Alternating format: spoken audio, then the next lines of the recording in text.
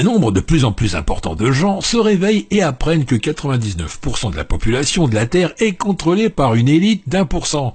Mais saviez-vous qu'une famille, les Rothschild, règne sur tout, même sur cette élite de 1%?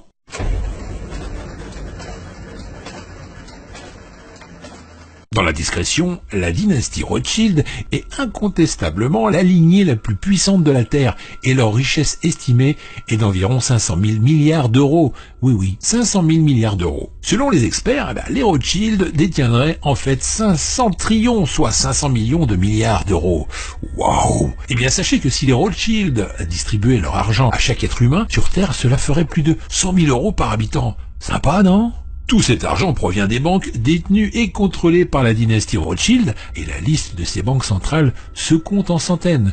Je vous en cite les plus connues. Allez, c'est parti. Il y a la Banque d'Algérie, la Banque centrale d'Argentine, la Banque nationale de Belgique, la Banque centrale du Brésil, la Banque du Canada, la Banque populaire de Chine, la Banque nationale du Danemark, la Banque de France, la Banque d'Israël, la Banque du Japon, la Banque du Maroc et la Réserve fédérale des États-Unis. Et oui, la liste est très longue, n'est-ce pas? En l'an 2000, la dynastie Rothschild contrôle toutes les banques, sauf 7 banques centrales de ces pays. L'Afghanistan, l'Irak, le Soudan, la Libye, Cuba, la Corée du Nord et l'Iran. C'est pas une coïncidence si ces 7 pays ont connu des perturbations et des guerres dans leur pays. Par exemple, en 2001, les États-Unis envahissent l'Afghanistan. En 2003, les États-Unis envahissent l'Irak. En envahissant ces 2 pays, les Rothschild ont réussi à poser leurs mains sur la plus grosse banque du Moyen-Orient, qui est la Banque d'Irak. En 2006, seulement 5 pays avaient des banques centrales, qui n'étaient pas du tout contrôlées par les Rothschild. Ces pays sont le Soudan, la Libye, Cuba, la Corée du Nord et puis l'Iran. En 2011, le régime de Kadhafi est tombé. Ça, on le savait aussi. Et il a laissé la Libye à la main de qui?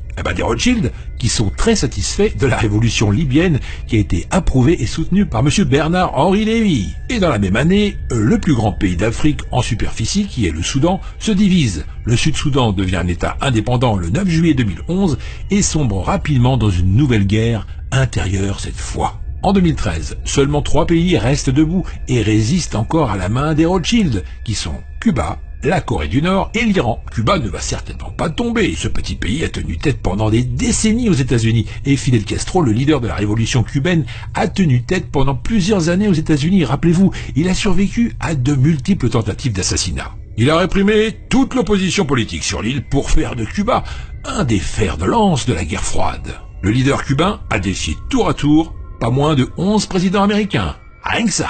Pour la Corée du Nord, soyez sûrs, mes chers amis, que c'est très difficile pour les Américains d'infiltrer le régime nord-coréen et de créer un mouvement de résistance pour faire tomber Kim Jong-un. Et ni la Chine ni la Russie souhaitent voir s'effondrer le régime nord-coréen qui fait bien leur affaire et garde un équilibre entre les deux camps. Tu m'étonnes. En ce qui concerne l'Iran, vous le savez très bien, l'Iran est armé jusqu'aux dents. Et c'est pas dans un futur proche que l'Iran tombera, surtout avec un PIB estimé à 412,2 milliards de dollars en 2016.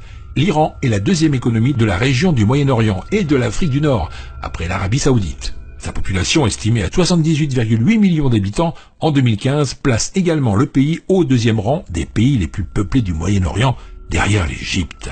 L'économie iranienne repose sur le secteur gazier et pétrolier, l'agriculture et les services se caractérisent par une présence notable de l'État dans l'industrie manufacturière et les services financiers. L'Iran occupe, lui, le 2e rang mondial des pays producteurs de gaz naturel et le 4e rang pour ses réserves de pétrole prouvées. Donc c'est simple, n'attendez pas un renversement du régime iranien au futur. Voilà encore plein de contenu pour vous faire plaisir et pour vous apprendre des choses sur cette chaîne. J'espère que ça vous a plu. Partagez la vidéo avec vos amis sur Facebook, Twitter et les autres réseaux sociaux. Pour moi, je vous retrouve dans la prochaine vidéo qui s'affiche sur l'écran maintenant. À tout de suite, ou alors à bientôt. Ciao.